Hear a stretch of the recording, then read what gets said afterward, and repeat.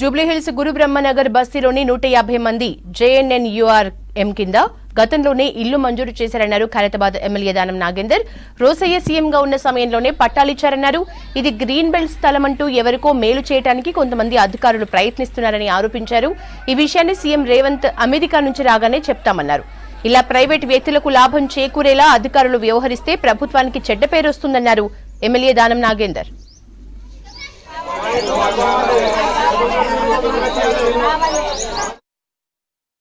Nandagiri hills పక్కనే ఉన్నటువంటి గురు బ్రహ్మనగర్ అనేటువంటి ఒక బస్తీని గతంలో కాంగ్రెస్ ప్రభుత్వం ఉన్నప్పుడు కాంగ్రెస్ ప్రభుత్వం ద్వారా అక్కడ ఉన్నటువంటి పేద ప్రజలకు అక్కడ ఎన్నో సంవత్సరాలు నివసిస్తున్నారు కాబట్టి వాళ్ళకు ఉన్న చోటనే ఇల్లు కట్టియాలన్నటువంటి ఆలోచనతోని JNNURM కింద ఇల్లు శాంక్షన్ చేయడం జరిగింది. ఈవీడీఎం కు సంబంధించినటువంటి డిపార్ట్మెంట్ వారు గాని, DRF డిపార్ట్మెంట్ గాని, ఇంకోరు గాని ప్రభుత్వ పరంగా చేయాల్సిన పనిని ప్రైవేట్ వారితో చేయిస్తున్నారు. ప్రైవేట్ వాళ్ళతో ఈ స్లమ్ ని తీయాలి అనేది ఒక కుట్ర జరుగుతుందని నేను ఆరోపిస్తున్నా. ఇది చేయడము గవర్నమెంట్ కు చెడ్డ పేరు వస్తుంది.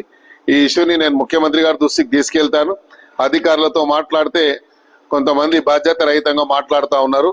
ఇది ఏమైనా రేపు ముఖ్యమంత్రి గారు వచ్చిన తర్వాత ముఖ్యమంత్రి గారి దృష్టికి తీసుకెళ్లి ఈ జరిగిన అంతా కూడా వ్యవహారం అంతా కూడా నేను వారి దృష్టికి తీసుకెస్తాను. ఎందుకు చెప్తున్నానంటే ఇక్కడ ఉండే వాళ్ళంతా ట్రైబల్స్. నిన్న మనం జరుపుకున్న ఆదివాసుల దినం జరుపుకుంటున్నప్పుడు నిన్న ఆదివాసుల గుడిసెలన్నీ కూడా నిన్న గులగొట్టారు. ఆ ఫొటోస్ అన్ని నా దగ్గర లేవు ఇప్పుడు. రవి గులగా అన్ని గుడిసెలు గులగొట్టారు. సరే గులగొడితే గులగొట్టారు, ప్రాబ్లం లేదు. పార్క్ లైన్ లో గులగొట్టమని నేను కూడా చెప్తున్నా. పార్క్ లైన్ లో ఉంటే తీసేయమనే చెప్తున్నా. మొత్తం వాళ్ళ రాకపోకలు మొత్తం కూడా మూసేసి వాళ్ళని ఇబ్బందులకు గురి చేస్తున్నారు. కాబట్టి ఇది చాలా దురదృష్టకరం. మా నియోజకవర్గంలో ఇలా అధికారులు వచ్చి మా సమాచారం లేకుండా ఇలా చేయడం. గత 30 సంవత్సరాల నుంచి మేము ఇక్కడనే నివాసం ఉంటున్నాము. ఇది మా బస్తీ పేరు గురు బ్రహ్మనగర్. ఇక్కడ చిన్న చిన్న డబ్బాలు ఉండే, ఒక 2-3 డబ్బాలు ఉన్నది. ఆ డబ్బాలు అనేది హెట్రా వాళ్ళు వచ్చేసి మాకు ఎలాంటి ఇన్ఫర్మేషన్ ఇవ్వకుండా, ఎలాంటి నోటీస్ ఇవ్వకుండా వాళ్ళు వచ్చేసి కూలగొట్టడం జరిగింది ఒక 3 రోజుల క్రితం. ఇక్కడనే ఇప్పుడు ఈ వాళ్ళు కట్టేది, ఇది బౌండరీ కట్టేది ఈ ప్రైవేట్ వాళ్ళతో బసవరావు, వినాయకరావు, MM రెడ్డి వీళ్ళు ముగ్గురు కలిసి పైసలు ఇచ్చినందుకు వాళ్ళతో పైసలు తీసుకొని ఈ ప్రైవేట్ గా కడుతున్నారు. JSM వాళ్ళని కూడా కలిసిన వాళ్ళు నిన్న వచ్చినప్పుడు కూడా మాట్లాడినాం. ప్లాన్ ఇచ్చింది ఆల్ డిపార్ట్మెంట్ ఇచ్చేసి అప్రూవల్ చేసిన తర్వాత మీకు తెలియకుండా ఈ ప్రైవేట్ వ్యక్తులతోనే ఏ విధంగా పని చేస్తున్నారు మీరు అని అడిగినాం. అడిగితే మేము ఆడి చర్యలు తీసుకుంటామన్నారు. చర్యలు తీసుకోలేదు. ఇప్పటి వరకు మేము అధికారులను కలుస్తూనే ఉన్నాం. రోజు వారానికి నెలకు కలుస్తూనే ఉన్నాం. కానీ ప్రైవేట్ వ్యక్తుల వల్ల నైట్ పగలు పని చేసి గుండాలను పెట్టి కుర్చీలు వేసుకొని, ఒకవేళ గ్రీన్ బెల్టే ఉందనుకో, మీదే ఉంది తీసుకోండి. ఇది మేము జైల్లో, చంచల్గూడ జైల్లో లేక కంపౌండ్ మొత్తం కట్టేసి మేము ఎటు వెళ్ళాలి? చచ్చిపోవాలి, లోపల దారులు లేవు. ఈ కన్స్ట్రక్షన్ జరుగుతుంది. అప్పుడు అన్ని బండ్లు కావాలి కదా. ఇప్పుడు 30 సంవత్సరాలు లేనిది ఇప్పుడు ఎందుకు కడుతున్నారు వీళ్ళు?